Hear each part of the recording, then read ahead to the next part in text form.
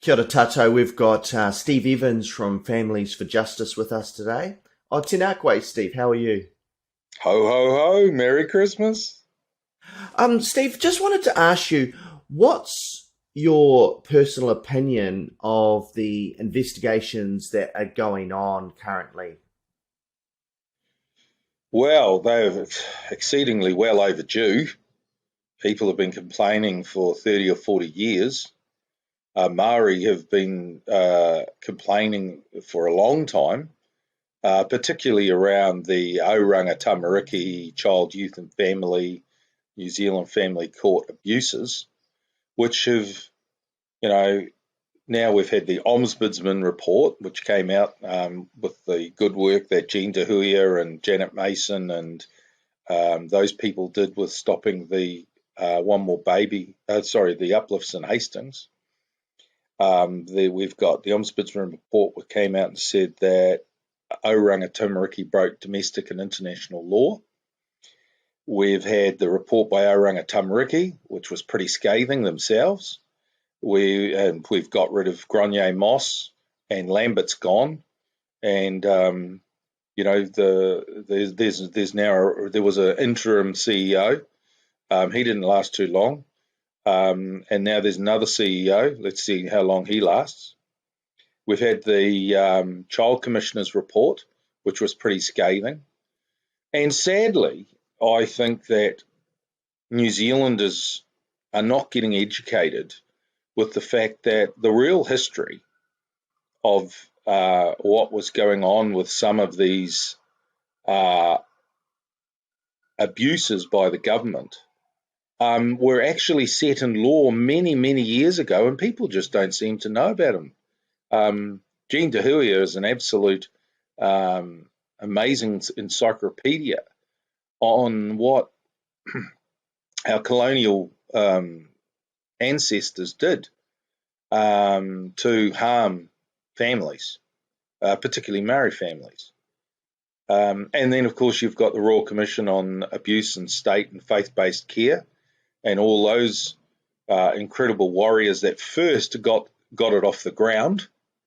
And then there's another group, the advocates, that have continued to see that roll out. Now, I know many people have got a lot of criticism about the Royal Commission, but when you look at Lake Alice, which was part of the commission, you would have to say that it was a definite cleaning out of the trough, and it definitely highlighted the incompetence, cronyism, and the criminal lawlessness of state organisations with political interference. The police, medical council, psychology board, education, child, youth, social welfare back in those days, and the political interference for people to be able to get justice, which then highlights another bigger problem, which is that the judiciary is supposed to be independent of the state. And the reason for that is that it's the interposer of the overwhelming power of the state versus the fragile rights of an individual. But what we've been seeing in this country, and it's becoming really clear, is that the judiciary is just a tool of the state. And it's been helping the state and protecting those state ministries like social welfare, like Oranga Tamariki, the New Zealand Police, through political interference. Otherwise, Lake Alice in particular would have been dealt with 50 years ago, and it wasn't. And it just showed sheer incompetence by some police. How the heck Malcolm Burgess ever got an OBE is just absolutely cronyism and out the gate to me. He went on to run the organised financial crime agency that used my kids in a domestic drug operation. The guy's a nutcase, and I say that loudly. And I say that his OBE should be withdrawn. It's time to clean out the trough within the bureaucracy of New Zealand, and they're the people who are actually harming us the most. So does that answer your question there? So, are you saying that the New Zealand government has actually legislated domestic violence being um, pushed upon children? Historically, yes. Historically, they did. And they haven't protected the rights of the children or the parents or the whistleblowers. You can see that quite clearly when you look at faith-based care in the Royal Commission, which hasn't even really started yet. But you can see that there is a relationship between the state and the churches. Well, we know this is in depth. 18% of the schools in New Zealand had to get bailed out in the 80s or 90s. That 18% of the schools were religious schools, still are today, where the churches now have a fee for supplying the property, and all the costs of running the schools are actually funded by the New Zealand taxpayer. So, it's wonderful rort for the churches. They're just a property developer. Do you think that the Labor government, the current government at the moment, has helped with starting these or permitting these investigations? And do you think that these investigations would have happened under the opposition?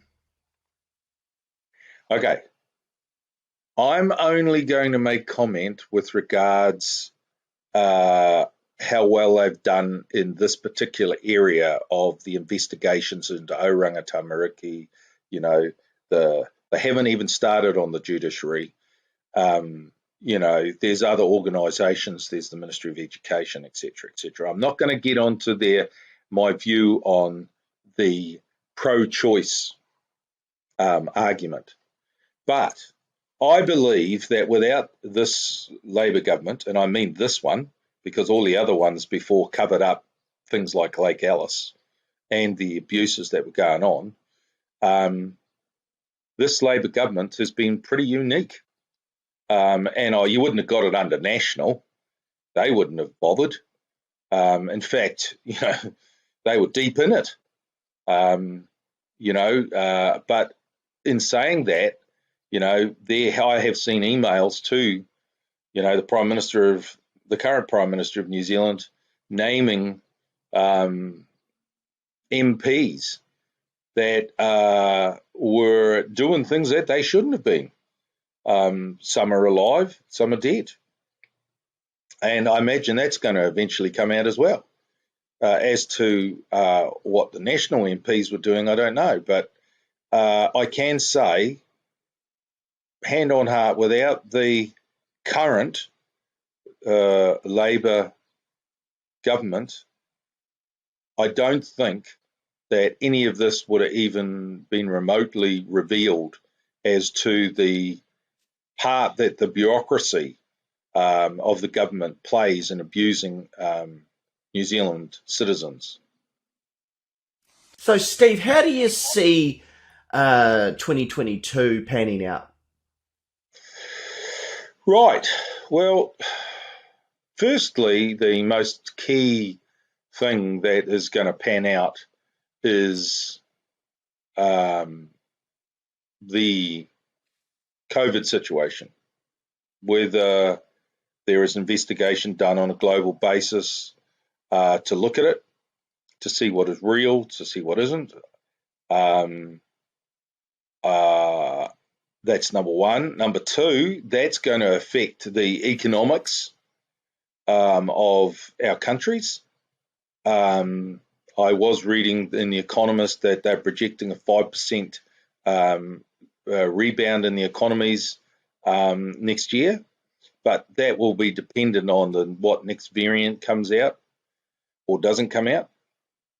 I think that thirdly, that governments around the world are starting to wake up to the fact that the relationship between the citizens and the governments is changing, and the citizens are wanting more say in how their countries are run, the standards which would they expect from politicians, and that politicians are there as representatives of the citizens of a country. They can't just go in and do exactly what they want to do or just follow the party line, because that's actually not what New Zealanders or people around the globe really want. And I think we're going to see, there's definitely a place for a third party in New Zealand. I think that New Zealand First probably chopped their legs off over the last two elections.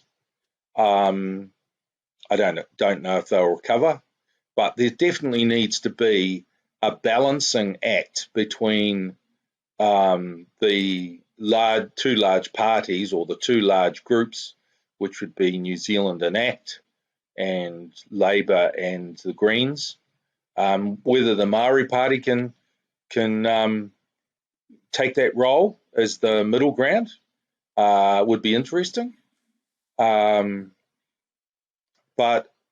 I do believe that the relationship has fundamentally changed between what the citizens want from their politicians and how they are to act and how they are to protect our interests. And you see this with the fight between the legal hierarchy of laws, where, of course, the Parliament is saying that their laws, if they put them through, override everything, where the citizens seem to me to be pushing more towards human rights being a more powerful law. And I guess that's going to really, for New Zealand, is really going to push an agenda towards a constitution of some sort. How do you think Families for Justice has performed over the last 4 years? Well, it's very difficult working with broken people. I've found it, some days you can have them all on board and some days you can't. But we're a voice for trying to get justice for victims of the state across the board. I think the best thing we ever did was unite with a group called United and tried to pull all the groups together. We said, look, we don't mind what brand you come as long as you come. And I think Jean Tahuia was quite pivotal in that, and Tutanamu and other groups, because you have to have mass to be able to have a voice in the din of the crowd. I just find that it's very difficult to get people to work together because everybody wants to be the boss. Personally, I don't want to be the boss. I'm happy to work with anyone, and most of our people are. And I know, talking to some of the other group leaders out there who run some of the social media Facebooks, that we are trying to work together in a united way to be able to make change. I know that for us next year, we're doing a lot of work with regards the select committee stuff, like the independence of Oranga Tamariki, because, the complaints department within Oranga Tamariki is a jack-up. Stephen Groom, who was one of the architects, the guy, I'd hate to tell you what I really think should be happening there, but it's got to become independent, because it's just a jack-up. There's no other word for it. And that's just unlawful. And that's just covering up the abuse of the state, which has been going on for, an extremely long time. And we've seen that, it happened long before Lake Allison. That's 55 years. So I think also getting rid of Grenier Moss was a major change. Lambert was lucky, he did a runner as quickly as he could. I mean, it's a tough job, I'm sure, being the boss of Oranga Tamariki. I almost don't think there should be one head anymore. I think it should actually be run by a committee. Calvin's a bit slow in taking action. He's taking steps, not all the steps that I'd agree with, but he doesn't want to talk to me. I think we will have to target some of our work in the new year to bring it to the fore. I was very pleased to see that media started to get on board with all the stories that were coming out about, the likes of Oranga Tamariki, Lake Alice, which had been covered up for just an enormous amount of time.